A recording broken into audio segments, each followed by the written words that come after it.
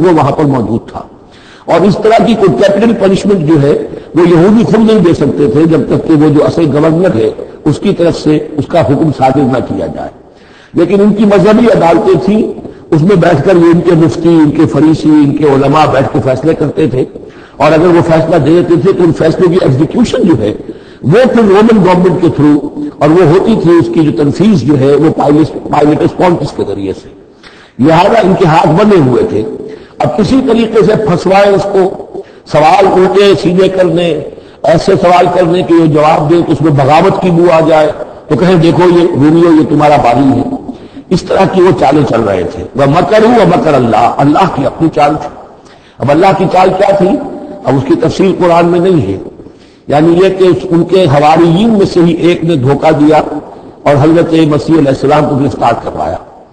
اب اس کے بعد اللہ تعالیٰ نے جو کچھ انجیل برنباس میں ہے، قرآن میں نہیں ہے، حدیث میں نہیں ہے، ہمارے اولین جو مفسرین ہیں ان کے ہاں بھی نہیں ہے، لیکن یہ انجیل برنباس ایونجیلیم برنابے جو پوپ کی لائبریری سے برآمد ہوئی ہے، اس کے اندر یہ تفصیل ہے کہ جس حواری نے آپ کو غداری کر کے پکڑوایا تھا، گرفتار کروایا تھا، اس کی شکل حضرت مسیح کی بدل دی اللہ نے، اور وہ پکڑا گیا، سولی وہ چڑھا، اور حضرت مسیح پر وہ ہاتھ ڈال ہی نہیں سکے، بلکہ جس باغ میں آپ وہ کوٹھ تھے، جیسے ایک کوٹھڑی سی بنی ہوئی تھی جس میں وہ آلات وغیرہ رکھ دیتے ہیں، اس باغ میں وہ 2 کوٹھ تھے اور اس کوٹھڑی میں عبادت کر رہے تھے.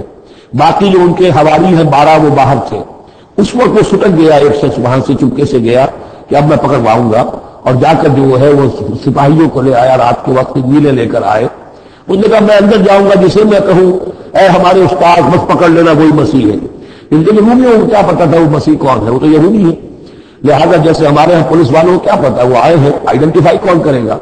تو انہوں نے کہا کہ میں کہوں گا اے میرے آقا میرے استاد بس پکڑ لینا. اب یہ جب اندر داخل ہوا تو جیسے ہی کمرے میں داخل ہوا، اس کوٹھڑی میں اس کی چھت پھٹی، 4 فرشتے نازل ہوئے، حضرت مسیح کو لے کر وہ چلے گئے، اور اس شخص کی شکل جو ہے وہ بدل دی گئی حضرت مسیح والی. اب یہ گھبرا کر باہر نکلا تو دوسرے حواریین جو تھے انہوں نے کہا اے ہمارے استاد، اور ادھر سے وہ سپاہی جو داخل ہو گئے، انہوں نے اسی کو قابو کیا، سولی وہ چڑھایا، اصل میں حضرت مسیح نہیں. لیکن یہ ساری تفاصیل جو ہیں یہ قرآن میں بھی نہیں ہے، حدیث میں بھی نہیں ہے. جب حدیث میں نہیں ہے، قرآن میں نہیں ہے، تو ہمارے مفسرین کے پاس بھی نہیں ہو سکتی تھی. لیکن یہ کہ یہ شہادت جو ہے یہ در حقیقت انہی کے گھر سے ہمیں ملی ہے، اور یہ پوری طریقے سے فٹ ان کرتی ہے، پوری طریقے سے قرآن کا جو بیان ہے اس میں یہ پوری طرح فٹ ہوتی ہے. وَمَكَرُوا وَمَكَرَ اللَّهُ، انہوں نے اپنی سی چالیں چلی، اللہ نے اپنی چال چلی. وَاللَّهُ خَيْرُ الْمَاكِرِينَ، اور اللہ تعالیٰ جو ہے وہ بہترین چال چلنے والا ہے. اِذْ قَالَ اللَّهُ يَا عِيسَىٰ إِنِّي مُتَوَفِّيكَ وَرَافِعُكَ إِلَيَّ، یاد کرو جب کہ اللہ نے عیسیٰ سے کہا عیسیٰ میں تمہیں اب لے جانے والا ہوں. یہ لفظ ہے کہ جس کو قادیانیوں نے اصل میں بہت بڑی بنیاد بنایا ہے اپنے غلط عقیدے کی کہ وفات مسیح ہو چکی ہے. اس لفظ کو اچھی طرح سمجھ لیجئے. وفا کے معنی پورا کرنا، وعدہ وفا کرو، وفا. اب اس سے جب کہا جائے کسی کو پورا دینا تو باب تفعیل میں آئے گا وفا یوفی توفیقاً، وہ ہم پڑھ چکے ہیں ووفیت کل نفس فکیف اذا جاء، جب وہ دن آئے گا ووفیت کل نفس ما عملت، جو کچھ انہوں نے کیا ہوگا پورا پورا ان کو دے دیا جائے گا. یہ دیکھ لیجیے آیت نمبر 25 فَكَيْفَ إِذَا جَمَعْنَاهُمْ لِيَوْمٍ لَا رَيْبَ فِيهِ وَوُفِّيَتْ كُلُّ نَفْسٍ مَا كَسَبَتْ وَهُمْ لَا يُظْلَمُونَ، ہر ایک کو بھرپور پورا بدلہ اس کے اعمال کا دے دیا جائے گا. یہ ہے کسی کو پورا دینا، کسی سے پورا لے لینا، یہ باب تفاعل ہوگا. توفا یا توفا، کسی کو پورا لے لینا، تو پورا لے لیتا ہے اللہ تعالیٰ نے. یہ لفظ جو ہے پورا بتمام و کمال یہ گویا کہ منطبق ہوتا ہے حضرت مسیح پر کہ حضرت مسیح کو ان کے جسم اور جان سمیت اللہ لے گیا. ہم جب کہتے وفات پا گیا تو یہ ہے استعارت، جسم نہیں رہ گیا صرف جان گئی ہے. اور یہی لفظ قرآن میں آتا ہے نیند کے لیے بھی، اللہ یتوفی الانفس حین موتہا، اس لیے کہ نیند میں بھی یہ ہوتا ہے کہ خود شعوری نکل جاتی ہے انسان میں سے. اگرچہ زندہ ہے، اب اس کو اگر کوئی چیوٹی کاٹ لے تو جان جائے گا، لیکن ویسے اس کی خود شعوری ختم ہو چکی ہے. اور روح کا تعلق ہے خود شعوری کے ساتھ، تو نیند میں بھی اللہ تعالیٰ روح کو قبض کر لیتا ہے، اس کے لیے بھی توفی کا لفظ ہے. پھر جب انسان مرتا ہے تو روح اور جان دونوں چلی گئی اور صرف جسم رہ گیا، یہ بھی توفی ہے۔ اور سب سے زیادہ مکمل توفی کیا ہے کہ اللہ تعالیٰ حضرت مسیح کو ان کے جسم، جان اور روح تینوں سمیت حضرت مسیح کو زندہ جو کر لے گیا۔ یہ ہے عقیدہ جو مسلمانوں کا ہے۔ اور جہاں تک لفظ کا تعلق ہے اس میں قطعاً کوئی بات جو ہے اس میں ایسی نہیں ہے کہ جس سے کوئی شخص دلیل پکڑ سکے، سوائے اس کے کہ ان لوگوں کو بہتانا آسان ہے جنہیں عربی زبان کی گرامر سے واقفیت نہیں، وہ ایک ہی وفات جانتے ہیں۔ وفات تین ہو گئی ہے اگلی قرآن جو میں نے آپ کو سمجھائی ہے۔ اس قال اللہ یا عیسیٰ انی متوفی کا، میں تمہیں لے جاؤں گا، ورافعک الیہ، اور تمہیں اپنی طرف اٹھا لوں گا، ومطہرک من الذین کفروا، اور تمہیں پاک کر دوں گا ان لوگوں سے جنہوں نے تمہارے ساتھ کفر کیا ہے، وجاعل الذین اتبعوک فوق الذین کفروا الی یوم القیامہ، اور جو لوگ بھی تیری پیروی کریں گے انہیں ہمیشہ کے لیے قیامت تک ان کے اوپر رکھوں گا کہ جنہوں نے کفر کیا ہے تیرے ساتھ۔ تو تیرا انکار کرنے یہودی اس کے بعد سے جو پسے ہیں آج تک پس رہے ہیں۔ حضرت مسیح سن 30 میں اٹھا لیے گئے یا 33 میں، اور اس کے بعد سے آپ کو معلوم ہے کہ مسلسل سن 70 عیسوی میں ہیکل سلیمانی ختم ہوا۔ 1,20,000 یا 1,33,000 یہودی ایک دن میں ٹائٹس نے قتل کیے یروشلم میں حضرت مسیح کے رفع سماوی کے 40 برس بعد۔ ان کا ہیکل سلیمانی بھی وہ جو ہے وہ ختم کر دیا گیا، اب اس کی ایک دیوار ہے۔ اور میں بتا چکا ہوں 1927-28 برس ہو گئے ہیں کہ ان کا کعبہ گرا پڑا ہے۔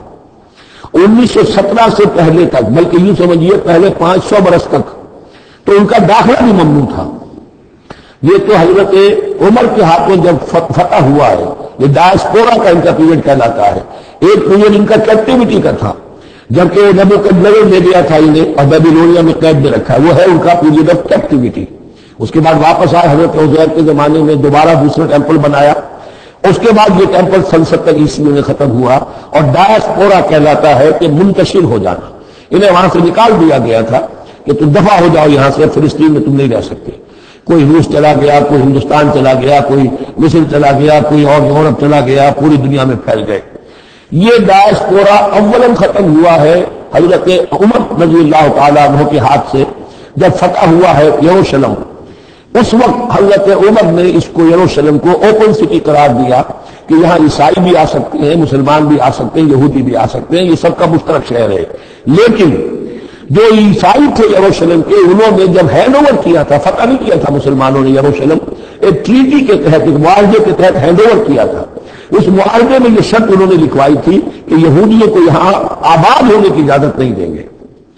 چنانچہ یہ اجازت تو ہو گئی حضرت عمر کے زمانے سے کہ آ سکتے ہیں، زیارت کر سکتے ہیں، لیکن یہاں رہ نہیں سکتے، پراپرٹی پرچیز نہیں کر سکتے، کوئی مکان نہیں بنا سکتے، سیٹل نہیں ہو سکتے۔ یہ رہا ہے جب تک کہ موجود رہی ہے اسلامی خلافت۔ ترکوں نے بھی اجازت نہیں دی، بڑی سے بڑی رشوتیں یہودیوں نے دینی چاہیے انہیں، اور در حقیقت خلافت کا خاتمہ جو کروایا یہودیوں نے وہ اس لیے کہ انہیں یہ نظر آتا تھا کہ اس خلافت کے ہوتے ہوئے ہمارے لیے ممکن نہیں رہے گا کہ ہم کسی طرح بھی فلسطین میں دوبارہ آباد ہو سکیں۔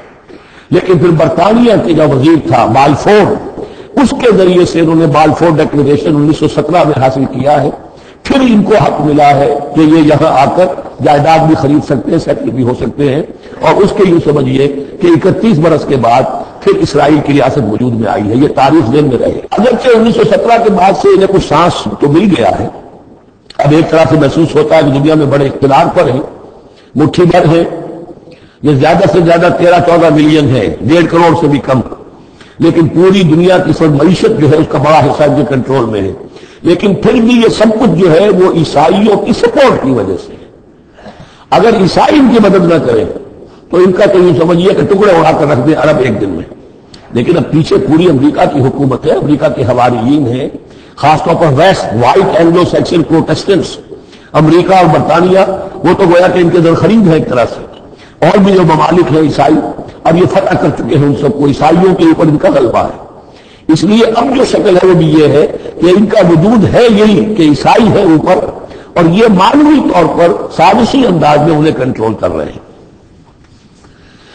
اس قال اللہ یا عیسیٰ انی متوفیک ورافعک الی ومطہرک من الذین کفروا وجاعل الذین اتبعوک فوق الذین کفروا الی یوم القیامہ ثم الی مرجعکم فاحکم بینکم فیما کنتم فیہ تختلفون پھر تم سب جو ہے تمہارا لوٹنا میری ہی طرف ہے، اور پھر میں تمہیں بتا دوں گا اور فیصلہ کر دوں گا تمہارے مابین ان باتوں میں جن میں تم اختلاف کر رہے تھے۔ فَأَمَّا الَّذِينَ كَفَرُوا فَأُعَذِّبُهُمْ عَذَابًا شَدِيدًا